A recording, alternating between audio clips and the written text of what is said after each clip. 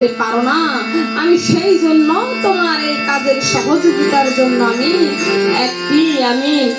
এই যে দাসী কিনে এনেছি।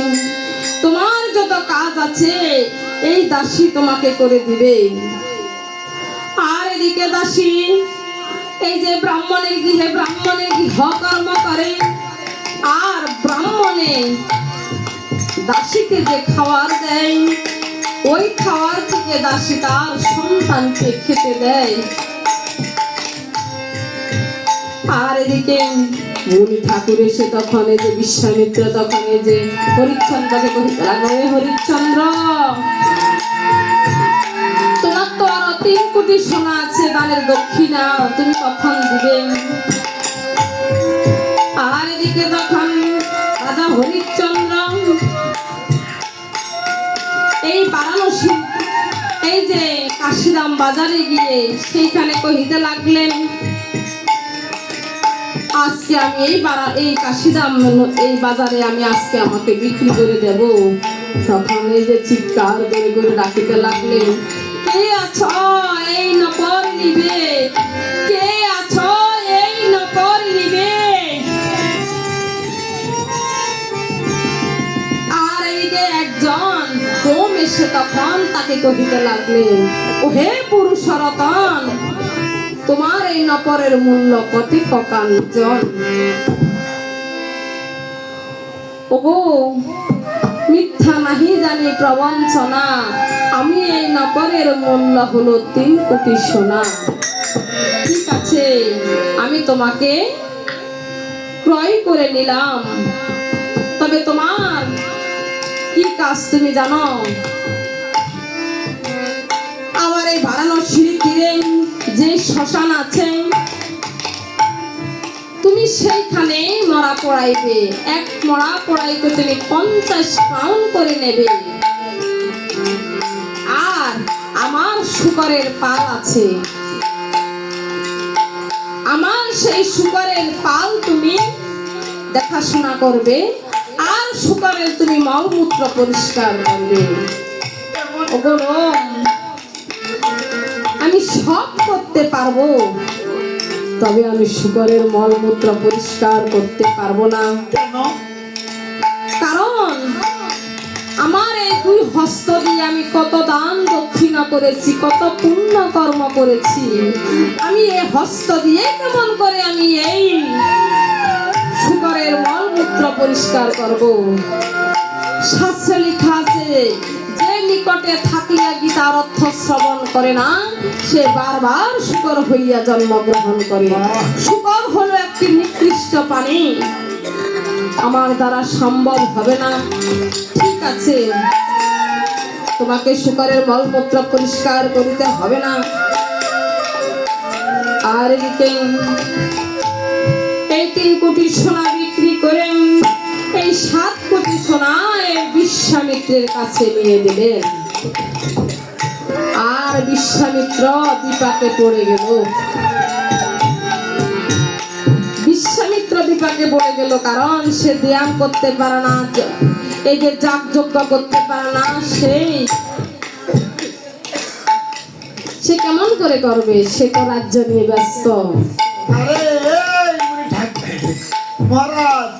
এখন কেন লাফালাফি করছেন আপনি? সে তো এখন এই রাজ্য নিয়ে ব্যস্ত।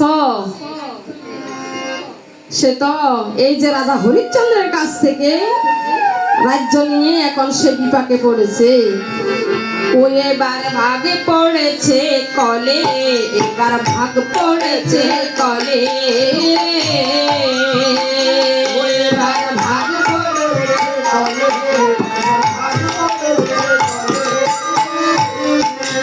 ভাগ পড়েছে কলে, এবার ভাগ পড়েছে কলে। যতই করা লাপালাপি পারবে না আর গায়ের জোরে, ভাগ পড়েছে কলে।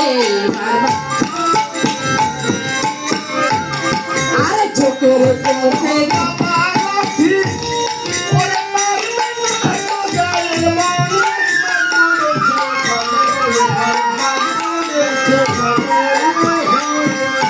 যতই কর লাপালাপি পারবে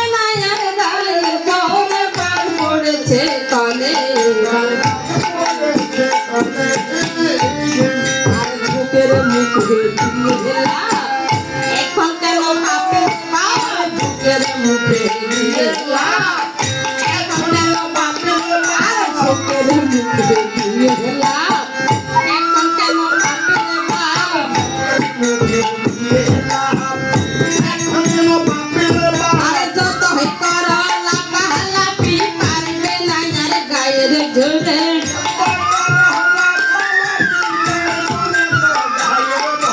ভাগ পড়েছে কলে এবার ভাগ পড়েছে কলে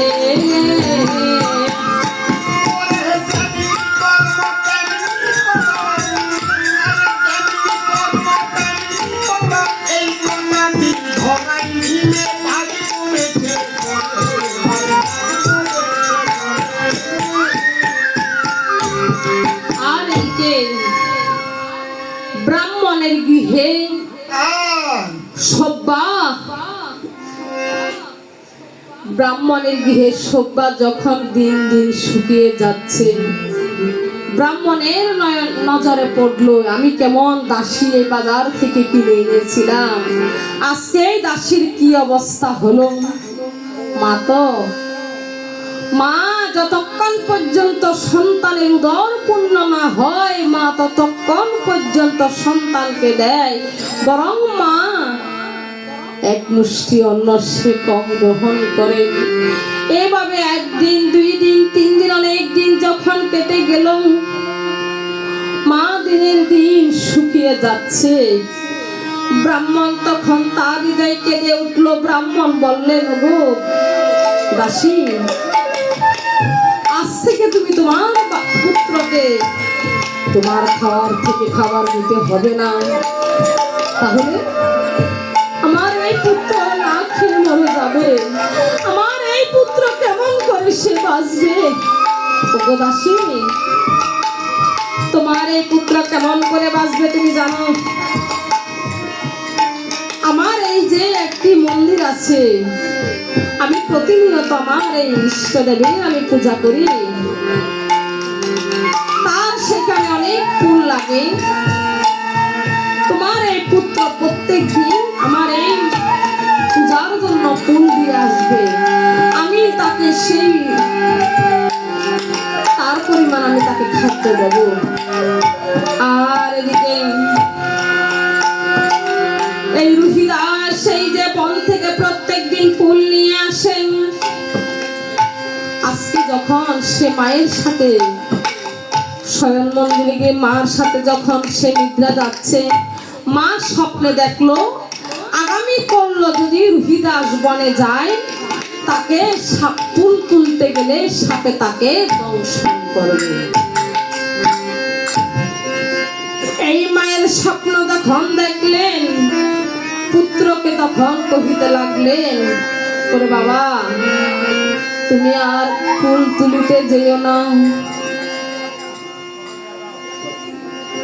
আর এদিকে রুহিদাস তখন মাকে বললেন, আর মা, তুমি কি না কি স্বপ্ন দেখেছ, তুমি আজকে আমাকে নিষেধ করিতেছ। এই মায়ের হিতবাণী না শুনে রুহিদাস পরদিন সে সকালে সে ফুল তুলিতে বনে গেলেন। ওরে না শুনিল রুহি পুত্র,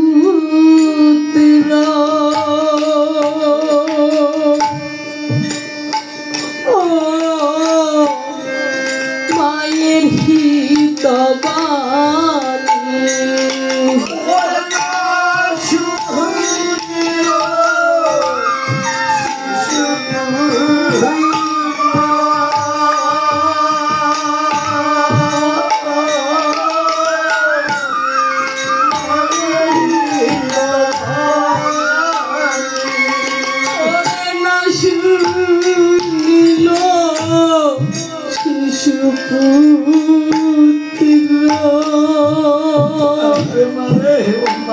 ওরে পুত্র মায়ের হিতবাণী,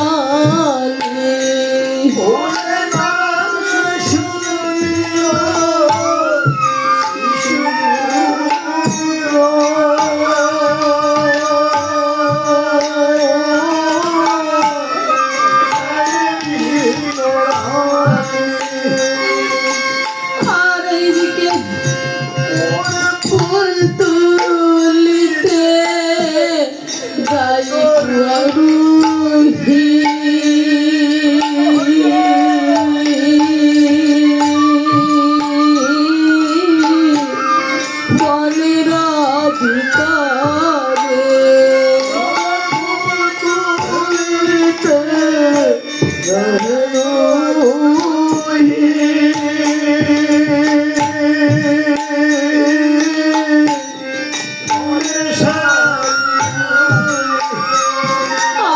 এই হৃদাস এই বনের মধ্যে ফুল তুলিতে গেলেন, আর যখন ফুলে হাত দিলেন অমনি তখন এই যে ভুজঙ্গ